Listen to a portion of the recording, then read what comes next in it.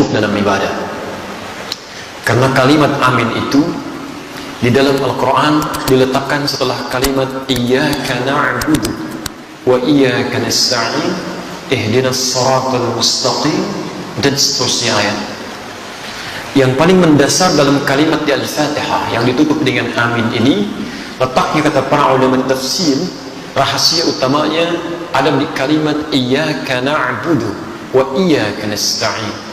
Kenapa Anda kemudian respon dengan amin di setelah kita tuntas mengucapkan waladhdallin? Perhatikan rahasia besarnya, tercantum dalam hadis riwayat Abu Daud nomor hadis 649. Perhatikan kalimatnya, di sini letak rahasianya. An Abi Hurairah radhiyallahu ta'ala anhu qala, hadis riwayat Abu Hurairah semoga Allah meridai kepada beliau, qala, beliau menyampaikan, qala Rasulullah sallallahu alaihi wasallam, Rasulullah sallallahu alaihi wasallam pernah bersabda, qala Allah azza wa jalla, Allah pernah memfirmankan dalam hadis qudsi. Jadi ini qudsi hadisnya. Qasamtu shalah baini wa baina 'abdi ala qismain. Saya bagi salat kata Allah sebagai hak dan kewajiban antara aku dengan hambaku. Wali 'abdi ma sa'al, dan kalau hambaku, perhatikan garisnya, kalau hambaku benar menunaikan salatnya, aku akan kabulkan apapun yang dia minta seketika. Kalau dia benar menunaikan salatnya, aku akan kabulkan apapun yang dia minta seketika. Perhatikan kalimatnya. Idza qala al-'abdu alhamdulillahi rabbil alamin. Kalau seorang hamba dalam salatnya mengucapkan alhamdulillahi rabbil alamin, qala Allah azza wa jalla, langsung Allah jawab kalimatnya, hamadani 'abdi, hambaku sedang memujiku. Wa idza qala al-'abdu ar-rahmanir rahim, kalau hambaku mengatakan ar-rahmanir rahim, qala Allah azza wa jalla athna 'alayya 'abdi, Allah menjawab hambaku sedang menyanjungku. Wa idza qala al-'abdu maliki yaumiddin, kalau hamba kemudian berkata maliki yaumiddin, qala Allah azza wa jalla, Allah menjawab majjadani 'abdi, hambaku sedang mengagungkanku. Sekarang perhatikan rahasianya. Idza qala al-'abdu, kalau seorang hamba berkata dalam salatnya, iyyaka na'budu wa iyyaka nasta'in, ya Allah, sekarang kami ibadah, salat kami jadikan hanya untukmu, dan sekarang kami punya persoalan dalam kehidupan, kami mohonkan solusinya hanya kepadamu. Qala Allah azza wa jalla, seketika Allah akan menjawab kalimatnya. Perhatikan perbedaan dengan jawaban-jawaban sebelumnya. Hadza baini wa baina 'abdi, inilah perjanjian antara aku dengan hambaku. Wali 'abdi ma sa'al, kalau sampai kalimat ini dia ucapkan benar salatnya, maka apapun yang dia minta aku akan kabulkan seketika itu. Jadi kalau Anda benar dalam berdiri ini saja, sampai di sini saja Anda benar kalimatnya, kata Allah, mau minta apa kamu minta apapun, saya akan kabulkan.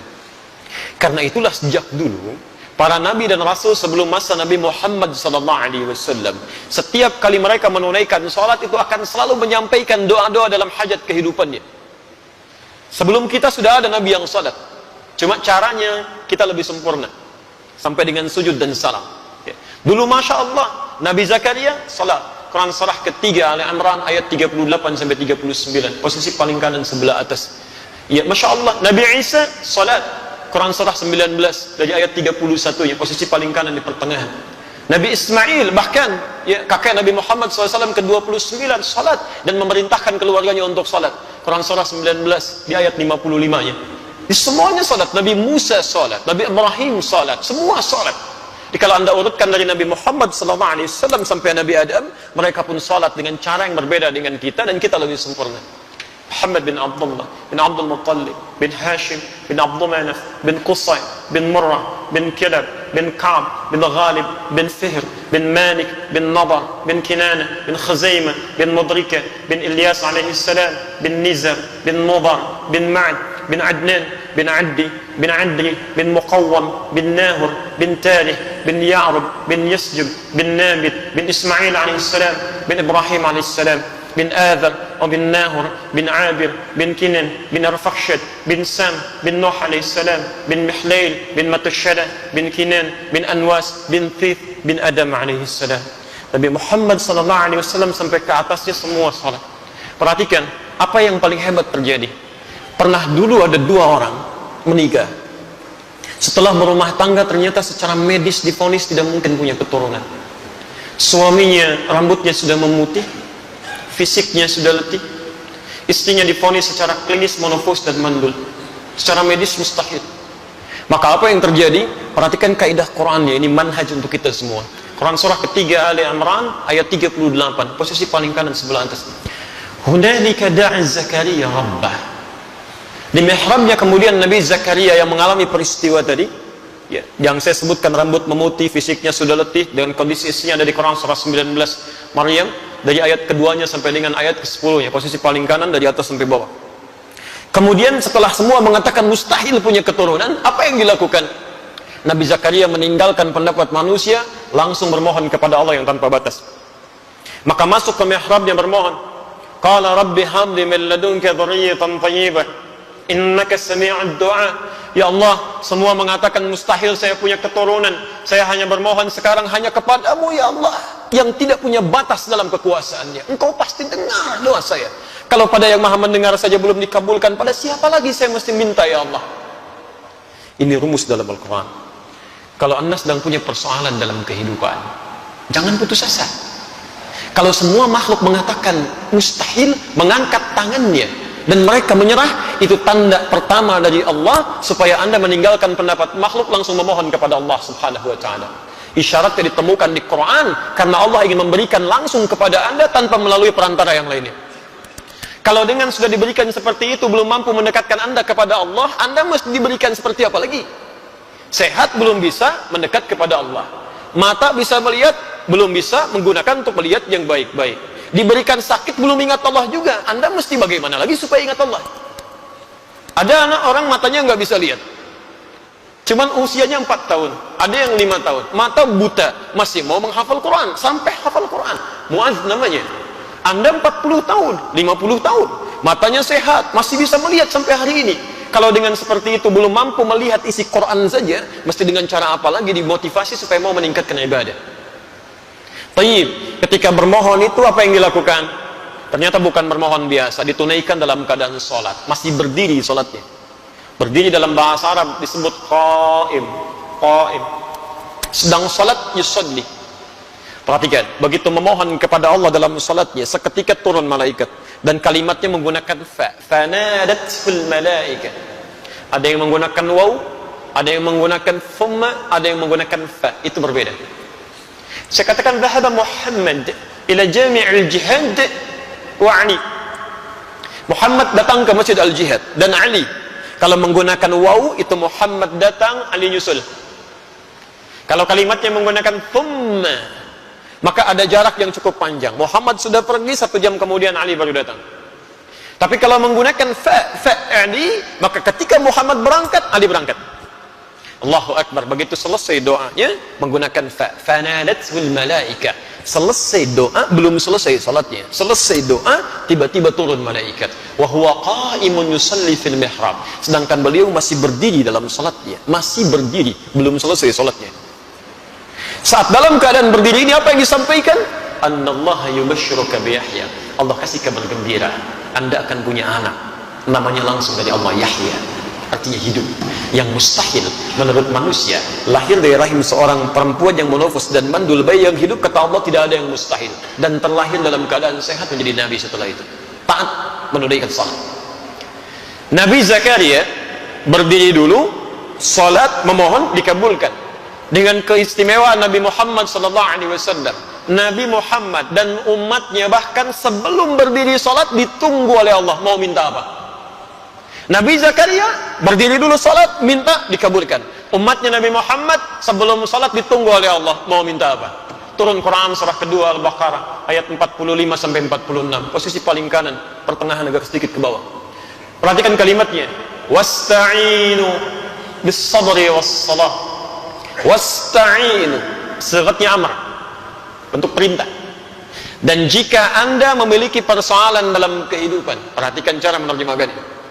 Dan jika Anda punya masalah dalam hidup, tidak ada manusia yang tidak punya masalah. Ya, semua kita pasti punya masalah. Ini pun tenang-tenang begini belum tentu nggak punya masalah. Kantor ada yang belum selesai, itu pasti. Quran surah kedua Al-Baqarah ayat 155 sampai 157, posisi paling kiri di atas sampai ke tengah. Setiap kita punya persoalan, ya. Baik. Dan jika Anda punya masalah dalam kehidupan, maka mintakan solusinya kepada Allah. Perhatikan caranya ya, supaya masalah cepat selesai. Kalau Anda sedang punya masalah, satu, bisabri, terima dulu masalahnya dengan sabar, jangan mengeluh. Tidak ada satupun ayat di Quran yang berbicara tentang keluhan. Pilihannya cuma sabar.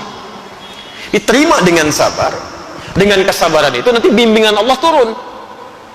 Perhatikan rumus ya, rumus kesabaran dalam Al-Quran tentang masalah. Lihat rumusnya. Quran surah kedua Al-Baqarah ayat 286. La yukallifullahu nafsan illa wus'aha. Allah sampaikan, tidak mungkin Allah menguji, menitipkan masalah pada seseorang kecuali dia sanggup mengatasinya. Artinya kalau Anda sedang diberikan masalah, diberikan ujian, artinya Anda sanggup mengatasinya. Jadi sekarang kalau Anda sedang punya masalah berat, luar biasa, itu artinya cuma Anda yang sanggup, yang lain belum tentu bisa. Karena itu dititipkan kepada Anda, bukan pada yang lain. Jelas ya? Karena cuma Anda yang bisa mengatasi. Sifat Allah itu punya keadilan, tidak mungkin menitipkan masalah pada orang tidak sanggup. Kalau Anda sedang punya masalah luar biasa, artinya hanya Anda yang sanggup mengatasinya, yang lain tidak. Dan tidak usah pasang status, memang hanya saya yang bisa mengatasinya. La yukallifullahu nafsan illa wus'aha. Diterima dengan sabar. Sifat adil Allah ini, Masya Allah, bukan hanya melekat pada manusia, binatang pun mendapatkannya, tumbuhan pun meraihnya. Tahu cicak bagaimana beraktivitas? Merayap. Di mana? Di dinding. Apa makanannya? Nyamuk. Nyamuk bagaimana aktivitasnya? Terbang. Di mana sifat keadilan Allah? Makanannya bisa terbang, cicaknya nggak bisa terbang. Kalau nyamuknya jenius, itu jadi permainan cicak. Tapi perhatikan, turun kemudian keadilan Allah di sini, dan disinilah kemudian hikmah besar kita dapatkan. Orang tua kita hanya mengajarkan sedikit lirik untuk memahamkan itu. Cicak-cicak di dinding. Diam-diam, Allahu Akbar. Cuman diam-diam merayap. Keadilan Allah hanya memerintahkan kamu merayap ya. Dia merayap walaupun cuman diam-diam. Perhatikan, ketika cicaknya mengikuti ikhtiar yang ditetapkan Allah, merayap dia sekalipun diam-diam, yang terjadi setelahnya apa? Datang seekor, Allahu Akbar. Nyamuknya yang datang, bukan cicak yang mendatangi nyamuk. Dia cuma dituntut merayap walaupun diam-diam, rizkinya datang, bukan cicak yang mendatangi nyamuk. Nyamuknya yang datang. Siapa yang mendatangkan nyamuk kepada cicak? Kalau dia tidak merayap, gak akan datang, Pak. Cicak saja yang tidak dihisab, rizkinya ada, apalagi antum yang dihisab. Datang seekor nyamuk, setelah itu silahkan ya. Jadi selalu gitu kan, ada kebaikan yang bisa kita dapatkan. Jadi rumus dalam kehidupan, ketika Anda mendapatkan masalah, terima dengan sabar. Tapi tidak cukup sampai situ. Wassalah. Dan saat sholat, mintakan solusinya. Minta kepada Allah ya. Makanya kalimatnya ketika wasta'inu itu kata perintah. Lihat, wasta'inu itu bentuk perintah. Kalau ingin dirubah jadi bentuk permintaan, maka dirubah kalimatnya dari wasta'inu menjadi nasta'in. Itu bentuk permintaan. Wasta'inu dirubah jadi bentuk nasta'in. Ya Allah, engkau perintahkan kami minta, sekarang kami memohon solusinya. Nasta'in kepada siapa? Kepadamu ya Allah. Iyyaka nasta'in. Saya mau tanya, apakah dalam salat kita mengucapkan kalimat iyyaka nasta'in? Saat sujud atau saat rukuk? Berdiri. Bukan sujud, bukan rukuk, berdiri. Iyyaka na'budu wa iyyaka nasta'in. Bukankah Nabi Zakaria bermohon saat berdiri? Beliau minta dikabulkan. Kita belum minta, sudah ditunggu oleh Allah. Tunaikan salat, lakukan. Saya tunggu. Kamu minta wa iyyaka nasta'in? Dijawab di hadis qudsi. Hadza baini wa baina 'abdi wa li 'abdi ma sa'ad. Ini perjanjian antara aku dengan hambaku. Kalau hambaku benar salatnya, maka akan kabulkan apapun yang dia minta. Allahu Akbar. Nah, karena itulah Bapak dan Ibu sekalian, dalam masalah salat ini Nabi tegas sekali. Dan tidak ada toleransi-toleransi yang sangat tinggi di sini. Semua diberikan ketentuan yang jelas, dalil yang benar, sehingga ketika diikuti semua itu diharapkan semua orang salat mendapatkan keutamaan yang dimaksudkan. Itu baru satu. Antum hati-hati ya di sini ya. Pernah dulu di zaman Nabi, ada orang masuk ke masjid Nabi, namanya Khalad Az-Zurairi. Sholat di samping Nabi, tapi jadi bermasalah. Itu ada di Al-Bukhari, nomor hadis 751, 757, di hadis Muslim nomor hadis 397. Babnya babul musifis salat, bab tentang orang yang salatnya bermasalah. Qila bima ma'na, dikatakan ja'a rajulun ila Nabi sallallahu alaihi wasallam. Datang seorang lelaki kepada Nabi sallallahu alaihi wasallam.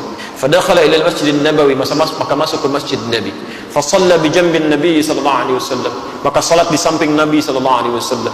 Dari mulai takbir sampai dengan salam. Falamma sallama yaminan wa shimala, tatkala salam ke kanan dan ke kiri, tiba-tiba faqala lahu Nabi sallallahu alaihi wasallam. Nabi sallallahu alaihi wasallam langsung berkata pada orang itu, "Shalli fa innaka lam tusalli." Anda salat lagi karena Anda belum salat. Padahal sudah salat. Fa'ada salatahu thalatha marrat. Kemudian ia mengulangi salatnya sampai dengan 3 kali. Faqala lahu Nabi sallallahu alaihi wasallam mithla ma kana. Setiap kali dia salam, Nabi tetap mengulangi kalimat yang sama. Ulangi salatnya, kamu belum salat. Faqala ya Rasulullah ma ahsinu ghairah. Maka dia berkata, ya Rasulullah, saya tidak bisa lebih baik lagi daripada ini. Faqala lahu Nabi sallallahu alaihi wasallam. Maka Nabi berkata kepada orang ini setelah dia mengatakan, "Alimni, tolong ajarkan saya." Kata Nabi, "Idza qumta ila shalah fa asbighul wudu." Kalau ingin salatnya sempurna, begini, sempurnakan dulu wudunya, dicontohkan Rasulullah. Kemudian famastaqbilil qiblah, menghadap ke arah kiblat, begini caranya.